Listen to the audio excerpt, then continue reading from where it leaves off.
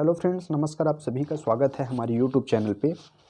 MP TET के जो syllabus है उसको हम लोग पूरा कवर कराएंगे। उस सीरीज़ में ये हम लोगों का पहला क्लास है जिसमें हम लोग देख रहे हैं विकास की अवधारणा को।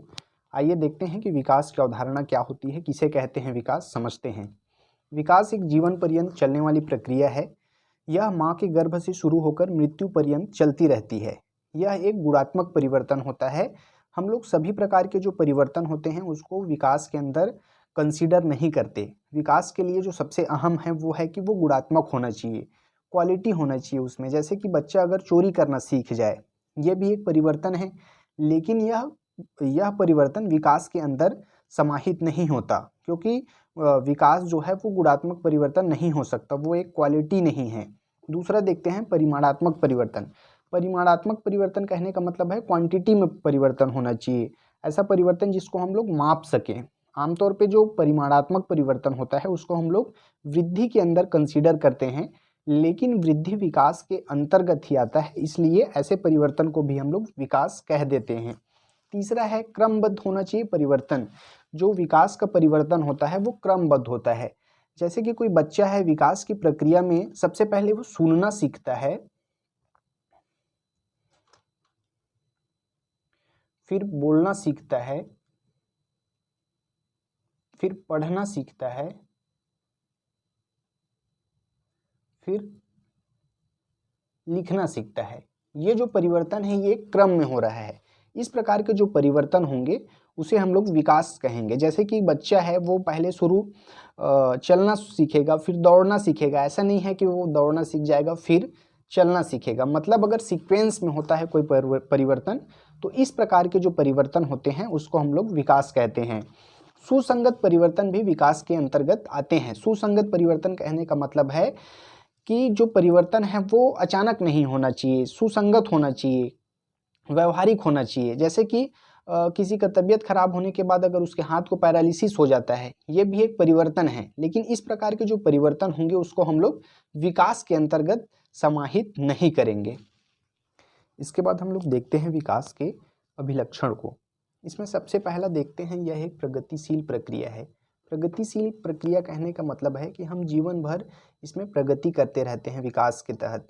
जैसे कि अगर हम लैंग्वेज डेवलपमेंट की बात करें, भाषा के विकास की बात करें, तो भाषा के विकास में हम पूरी ज़िंदगी भर उसको सीखते रहते हैं। हो सकता है हम 15-17 वर्ष की आयु में कुछ भाषा सीख लें, लेकिन हम उसमें कुछ न कुछ नया विकास करते रहते हैं, जैसे उनके शब्दकोश को सीखना या फिर उसमें और पारंगत होना। इसलिए यह एक प्रगतिशील प्रक्रिया है। विकास में व्यक्तिगत अंतर होने की संभावना बहुत अधिक होती है। व्यक्तिगत अंतर कहने का मतलब है कि यदि कोई बालक है, वो हो सकता है 2 वर्ष की आयु में बोलना सीख जाए, लेकिन यह किसी बालक के लिए 3 वर्ष भी हो सकता है। जरूरी नहीं है कि दुनिया के सभी बालक 2 वर्ष की आयु में ही बोलना चालू कर दें। विकास बहुआयामी होता है। बहुआयामी कहने का मतलब मल्टी डायमेंशनल होता है। हम एक साथ बहुत से क्षेत्र में विकास करते रहते हैं। विकास एक लचीला होता है। लचीला कहने का मतलब है कि हम एक समय के बाद हम अपने विकास की जो दर होता है उसमें आकस्मिक रूप से सुधार कर सकते हैं। बेहतर इन्वायरमेंट मिलने पे, हो सकता है बेहतर पोषण मिलने पे, इसलिए इसको कहते हैं कि विकास लचीला होता है। यहाँ पे हम विकास के जो आयाम हैं, विकास के जो भाग हैं उसको देखते हैं। अध्ययन की सुविधा की दृष्टि से मनोवैज्ञानिकों ने विकास को 6 भाग में विभाजित कर दिया है, जिसमें पहला है शारीरिक विकास, जिसको इंग्लिश में बोलेंगे फिजिकल डेवलपमेंट। दूसरा है आपका क्रियात्मक विकास, जिसको बोलेंगे मोटर डेवलपमेंट। तीसरा आपका है सामाजिक विकास, जिसको बोलेंगे सोशल डेवलपमेंट। चौथा है आपका सांवेगिक विकास, जो कि है इमोशनल डेवलपमेंट। पांचवा है आपका भाषाई विकास, जो कि है आपका लैंग्वेज डेवलपमेंट। और छठवा है आपका मानसिक विकास, जिसको हम लोग संज्ञानात्मक विकास भी बोलते हैं, इसको इंग्लिश में बोलेंगे कॉग्निटिव डेवलपमेंट। अब एक एक करके हम लोग सभी भागों का डिटेल से अध्ययन करते हैं। शारीरिक विकास अर्थात फिजिकल डेवलपमेंट ऐसा विकास है जिसमें शारीरिक वृद्धि निहित होता है, जिसमें हम लोग शारीरिक वृद्धि को रखते हैं। इस प्रकार के जो विकास होंगे वो शारीरिक विकास के अंतर्गत आते हैं। शारीरिक विकास को 2 भागों में बांट दिया जाता है। पहला है आपका बाह्य शारीरिक विकास और दूसरा है आंतरिक शारीरिक विकास। बाह्य शारीरिक विकास में हम लोग ऊंचाई बढ़ना, वजन का बढ़ना, इन सारी चीज़ों को कंसीडर करते हैं, बल्कि जो आंतरिक शारीरिक विकास होता है उसमें हड्डियों का घनत्व बढ़ना, इस प्रकार की जो चीज़ें हैं जो हमें दिखाई नहीं देता, इस प्रकार की जो चीज़ें हैं उसको हम लोग आंतरिक शारीरिक विकास में रखते हैं। शारीरिक विकास में आनुवंशिक गुणों का प्रभाव देखा जा सकता है। अगर किसी बच्चे का माता पिता का ऊंचाई अच्छा है तो देखते हैं कि हम उस बच्चे में भी अपने माता पिता का वो जो हाइट वाला आनुवंशिक गुण है वो रहता है और उसका भी ऊंचाई अच्छे से बढ़ता रहता है। इस प्रकार कह सकते हैं कि आनुवंशिक गुणों का प्रभाव देखा जाता है शारीरिक विकास में। पोषण आहार की उपलब्धता भी प्रभावित करता है। किसी बच्चे को अगर अच्छा पोषण आहार हम उपलब्ध कराते हैं तो उसका जो शारीरिक विकास है वो भली भांति हो पाता है। इसके बाद हम लोग देखते हैं मानसिक विकास, या फिर जिसको हम लोग संज्ञानात्मक विकास कहते हैं, जिसको इंग्लिश में कॉग्निटिव डेवलपमेंट कहा जाता है। मानसिक योग्यताओं और क्षमताओं में वृद्धि को संज्ञानात्मक विकास कहते हैं। जैसे कि कल्पना करना, निरीक्षण करना, याद करना, तर्क लगाना, ये सब संज्ञानात्मक विकास के ही उदाहरण हैं। हम कह सकते हैं कि जिस भी कार्य को करने में हम अपने मस्तिष्क का डायरेक्ट यूज करते हैं, उस कार्य को करने के लिए इस प्रकार की जितने भी कार्य हैं उसको हम लोग संज्ञानात्मक विकास के अंतर्गत रखते हैं। भाषाई विकास भी इसका एक उदाहरण है, क्योंकि हम जब भाषा तभी सीख पाते हैं जब हमारा मस्तिष्क इतना डेवलप हो जाता है, इतना परिपक्व हो जाता है कि हम उस भाषा से संबंधित जो भी कुछ शब्दकोश है या फिर व्याकरण के जो नियम हैं उसको हम लोग सीख पाते हैं। इसीलिए हमारा भाषा का विकास होता है, इसलिए हम इसको भाषाई विकास को संज्ञानात्मक विकास के अंतर्गत ही रखते हैं। आगे देखते हैं हम लोग क्रियात्मक विकास अर्थात मोटर डेवलपमेंट। व्यक्ति की कार्य करने की शक्ति व क्षमता का विकास ही क्रियात्मक विकास है। कह सकते हैं कि किसी भी कार्य को करने के लिए आवश्यक जो क्षमता है उसका धीरे धीरे विकास होना ही क्रियात्मक विकास है। जैसे कि चलना, दौड़ना, खेलना, लिखना।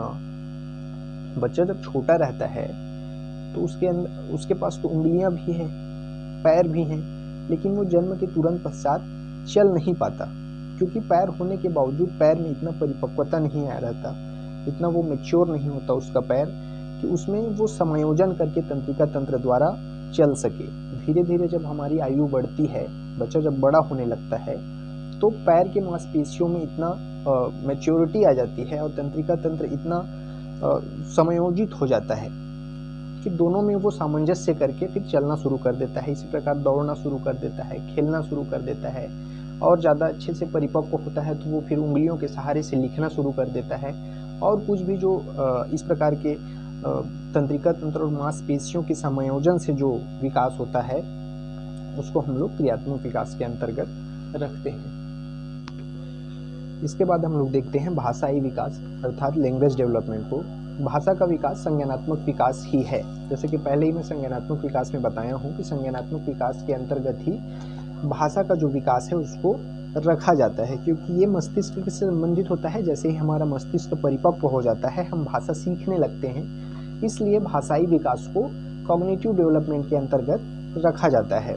बालक 6 माह से 1 वर्ष के बीच कुछ शब्दों को बोलने लगता है। जो बेसिक से शब्द है, माँ, पापा, ये सब वो 6 माह से 1 वर्ष के बीच में बोलना स्टार्ट कर देता है। 3 वर्ष में छोटे वाक्यों को बोलने लगता है, जो कुछ बेसिक नीड है उनकी कि ये दो, वो दो, इस प्रकार की जो शब्दों हैं उसको 3 वर्ष तक वो सीख जाता है। इसके बाद है 15 से 16 वर्ष में वह काफ़ी समझ विकसित कर लेता है। पियाजे के अनुसार तो 15 वर्ष की आयु में बच्चे का संज्ञानात्मक विकास पूर्णतः कंप्लीट हो जाता है। इस हिसाब से देखें तो 15 वर्ष की आयु तक लगभग वो एकाध भाषा में पूर्णतः पारंगत हो जाता है, बोलने के लिए, लिखने के लिए। इसके बाद हम लोग देखते हैं सामाजिक विकास को अर्थात सोशल डेवलपमेंट को। समाज के अंतर्गत विभिन्न पहलुओं को सीखना सामाजिक विकास कहलाता है। चरित्र निर्माण हो गया, सद्गुण हो गया, व्यवहारिक शिक्षा, ये सब का विकास ही सामाजिक विकास का उदाहरण है। जैसे कि सांस्कृतिक, धार्मिक विकास समाज का ही देन है। हम लोगों का जो सांस्कृतिक विकास हुआ है या फिर धार्मिक विकास हुआ है वो किसी विद्यालय में नहीं होता। ये सब समाज में रहते हुए उनके जो रूल होते हैं उसको फॉलो करके हमारा ये सब विकास हो जाता है। इस प्रकार के जो विकास है उसको सामाजिक विकास कहा जाता है। समाज के माध्यम से ही हम अपने आदर्श का चयन करते हैं और उनसे मोटिवेट होते रहते हैं। ये है आपका विकास के जो भाग थे वो थे सामाजिक विकास, भाषाई विकास, क्रियात्मक विकास, सांवेगिक विकास और मानसिक और शारीरिक विकास। ये था हमारा पहला वीडियो कैसी लगी हमें कमेंट करके ज़रूर बताइएगा और हमारे चैनल के साथ जुड़े रहने के लिए चैनल को सब्सक्राइब कर दीजिएगा। धन्यवाद।